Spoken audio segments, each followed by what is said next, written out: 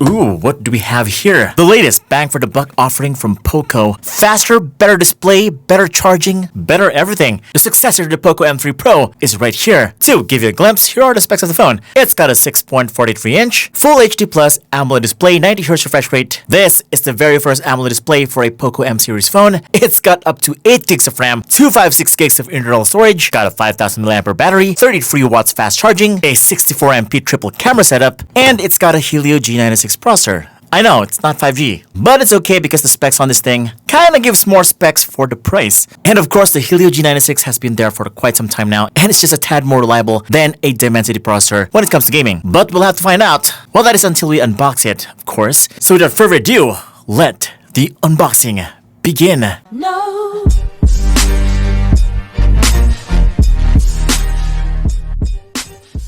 Oh, by the way, this is releasing at the same time as the POCO X4 Pro. This is their high-end mid-range offering. This is their lower mid-range offering. Much more affordable, yet still a great option for gaming. The box is mostly yellow and the text is pretty much black, with easy access to the Google apps you use the most. Here we go. POCO. Read it backwards. Oh, cop. Nah, I'm just kidding.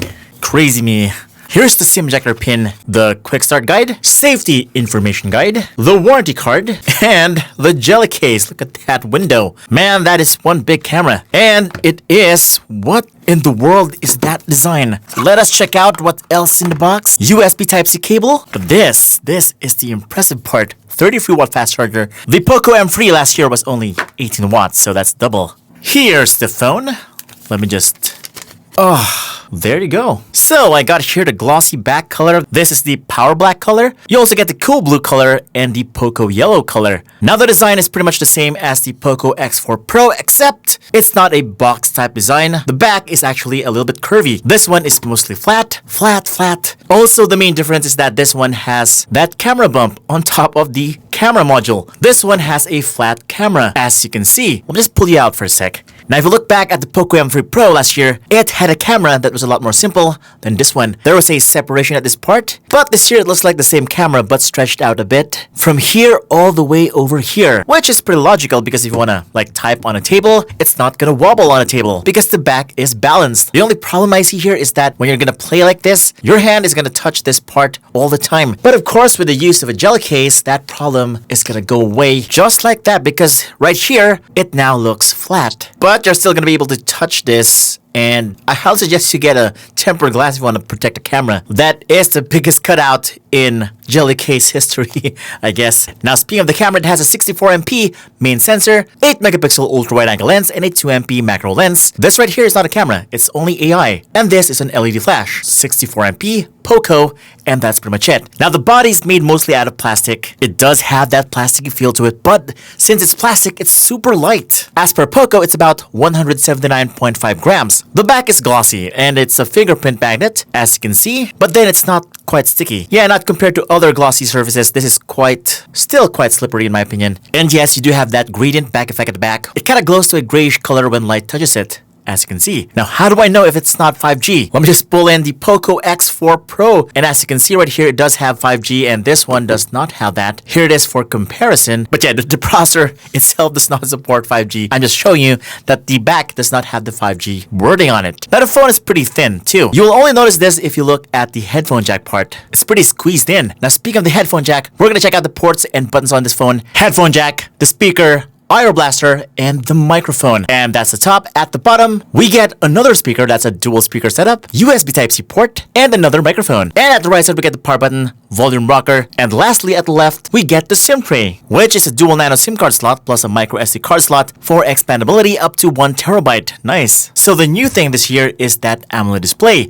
6.43 inches, 1080p, Full HD Plus, 90Hz AMOLED display. Typical brightness is 700 nits, but can peak to 1000 brightness using the sunlight mode. It's a high quality display. The whites are pretty good, pretty pure. Blacks are pretty deep, and pretty much any color looks very vibrant, very punchy, looks a lot more alive. So when you're checking out videos or pictures on Facebook, it looks a lot more fun to consume. See that? That's very orangey. Now this does have a 90Hz refresh rate display. Let me just activate that. And just like that, I have activated the smoothness of this display. So it's not only AMOLED, but it's also a very smooth display. Of course, you would not want a 60Hz refresh rate in 2022 because a lot of games are now supporting more than 60 frames per second. And this was only a gimmick last year, but this year, now we get ultra frame rates all the way to 120 FPS on most games. Before, it's only used for swiping and it just looks a lot smoother. Now on YouTube, it can go all the way up to 1440p, which is quite sharp. Gosh, look at that display. So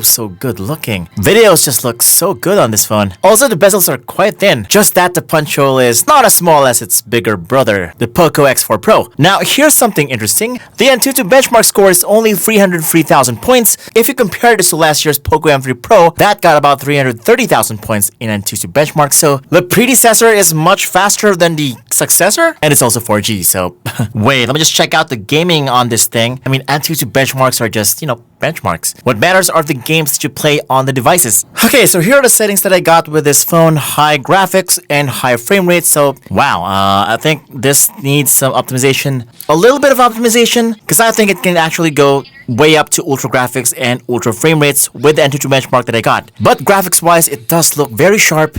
The resolution is quite high, so there's no problem playing high graphics on this thing. What the ads was that? That was the first time I've seen ads on a game. I'm sorry, I'm not such a big fan of ads. But yes, it doesn't look like it's having frame drops when playing on this graphic setting. Now in Call of Duty, these are the settings. Okay, medium graphics, high frame rates, nothing too much to be excited about. And here's how it looks like on this phone. Well, first of all, the graphics is a lot better here because of the AMOLED display. It does look a lot more sharper. Colors just help the game look a lot more alive, much more engaging. But the thing is that the graphics is just, there's a limit to it, Maybe it's just not that optimized, but the Helio G96 is supposed to be optimized. It's been there for quite some time now. But hopefully in the near future, we could get some updates for this game, specifically for the M4 Pro. And I just hope for the best that the developers really do update this game for this phone. This kind of matters to me because a lot of people are playing Call of Duty on their phones, and if they're not able to utilize all of the settings, all the power that the phone actually,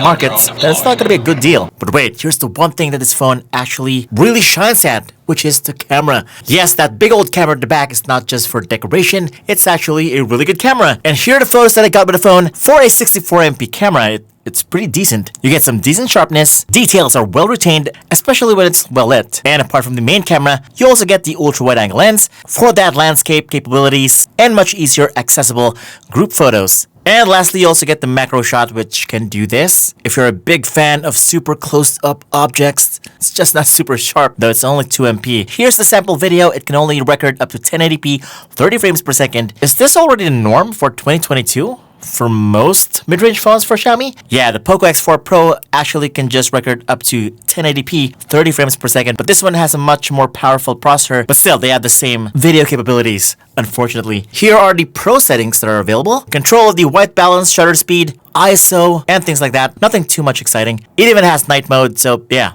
And here are the prices for this phone. If you want the 6128, you can get that for about 12,990 pesos only. If you want double the storage and more RAM, you can buy this phone for only 13,990 pesos, just 1,000 pesos more, which is the better deal. I mean, seriously, go get the better storage, bigger RAM. But essentially, this phone is pretty good. I mean, it does not have 5G. And with that thought in mind, I was thinking about the price to be lower. But yeah, you do have better specs, AMOLED display, double the storage, a much better camera, and faster charging. So yeah, if you're into those things, this could be a totally great upgrade for you. But yeah, let me know what you think about this phone in the comments below. And as always, if you want to check out more videos just like this one, maybe you want to see my full review on the POCO X4 Pro, just subscribe, hit the bell icon so that you don't miss any of my great content. This is Vince Domingo from TechBeans, and I'll see you on the next video.